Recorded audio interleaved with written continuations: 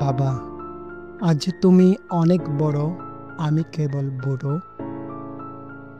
তোমার যা ইচ্ছা আমাকে তাই করো। কি মনে করেছেন বাণীটি আমার? না, বাণীটি আমার না, এই বাক্যটি আমার না, কথাগুলো আমার না, কথাগুলো হচ্ছে এক বৃদ্ধ বাবার। হ্যাঁ, এক বৃদ্ধ বাবার গল্প শোনাতে যাচ্ছি আপনাদেরকে আজ। সাধারণত আমাদেরকে বাবারা যেভাবে শাসন করে, যেভাবে আদর করে, যেভাবে কোলে পিঠে করে বড় করে, ঠিক সেমভাবে প্রত্যেকটা বাবা প্রত্যেকজনকে, প্রত্যেক ছেলে মেয়েকে ওইভাবে আদর করার চেষ্টা করে। কিন্তু আজ যে গল্পটা বলবো আপনাদেরকে, সেটা অনেকটা ব্যতিক্রম, অনেকটা ভিন্ন আর জঘন্য। তো শুরু করা যাক। শুরু করার আগে একটা কথা না বললে নয়। আপনারা যে চ্যানেল থেকে বৃদ্ধ বাবার সেই গল্পটি শুনতে চাচ্ছেন, লগ্নকণ্ঠের খণ্ডকথা, এই চ্যানেলটি একদম সম্পূর্ণ নতুন একটি চ্যানেল। আপনাদের ভালোবাসায় অনেক দূর এগিয়ে যাওয়ার চিন্তা ভাবনা, লক্ষ্য উদ্দেশ্য আছে। তো সবাই চ্যানেলটি সাবস্ক্রাইব করে রাখবেন।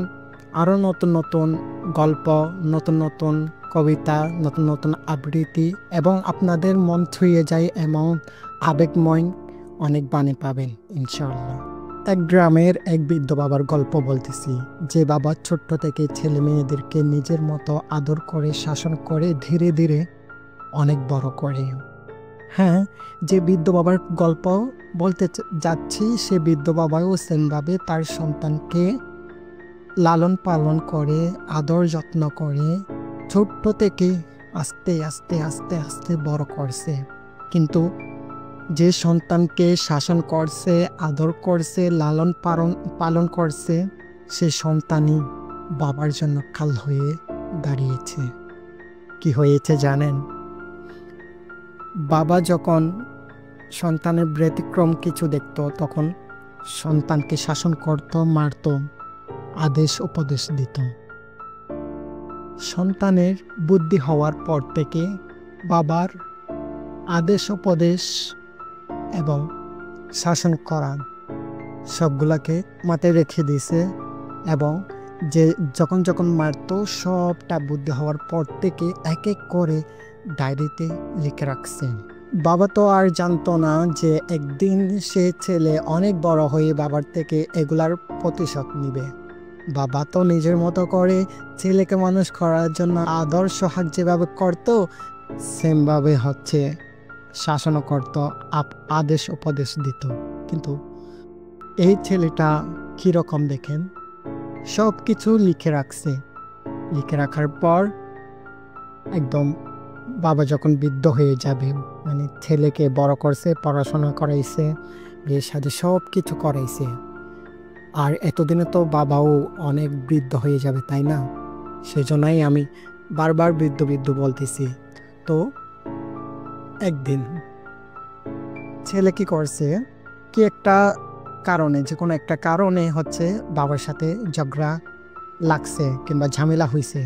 ওই ছেলে ডায়েরি বের করছে, বের করে বাবাকে বলতেছে, আপনি আমাকে ও অমুক তারিখ অমুক সময়ে এইভাবে মারছেন, আবার অমুক সালে অমুক মাসে অমুক সময়ে এভাবে মারছেন, আবার ওই সময় ওই রকম করে এভাবে শাসন করছেন, আমি ব্যথা পাইছি, আমি সব কিছু লিখে রাখছি। এরকম বলে বলে বলে বলে বাবাকে সম্পূর্ণ ডায়েরির যে শাসন করার কিংবা মার ধরের যে ঘটনা ঘটছিল বাপ আর ছেলের মাঝে, সব কিছু লিখে রাখছিল। লিখে রেখে এখন তো বাবা বৃদ্ধ, এগুলার প্রতিশোধ এখন নেওয়ার জন্য বাবার কাছে, বাবাকেও সেমভাবে আঘাত করার জন্য, অন্যায়ভাবে বাবাকে মারার জন্য সন্তান ওই ডায়েরিটি লিখে রাখছে। ডায়েরিটা আজই খুলতেছে বাবার সামনে, যখন বাবা বৃদ্ধ হয়ে গেছে, অনেক কিছু বাবার শক্তি নাই, ছেলেকে আগের মতো শাসন করা, আগের মতন আদেশ উপদেশ দেওয়া শক্তি নাই তখনই। তো বাবা সবকিছু কান পেতে শুনে, ছেলের যখন বাবার প্রতি সম্পূর্ণ অভিযোগ বর্ণনা করা শেষ হয়েছে, সম্পূর্ণ ডায়েরি শোনানো শেষ হয়েছে বাবাকে, তখন বাবা ছেলের চেহারার দিকে তাকিয়ে বলতেছে, বাবা আজ তুমি অনেক বড়, আমি কেবল বুড়ো, তোমার যাই ইচ্ছা আমাকে তাই করো। এই বলে বাবা নিচের দিকে ঝুঁকে গেছে, চোখগুলা নিচের দিকে, কান্না করে করে ভেসে গেছে কান্নার জগতে। আর ছেলে তো বাবাকে যেভাবে ইচ্ছা সেভাবে অত্যাচার করতেছে। এরকম ছেলে যেন আর কখনো কোনো পাড়ায়, কোনো মহল্লায়, কোনো শহরে, কোনো গ্রামে, কোনো ফ্যামিলিতে কোথাও না হয়, কোনো দেশে। হ্যাঁ, এই পর্বের দ্বিতীয় পার্ট আসবে খুব শীঘ্রই। ততক্ষণ পর্যন্ত আপনারা সাথে থাকবেন, ভালো থাকবেন, সুস্থ থাকবেন। আল্লাহ হাফিজ।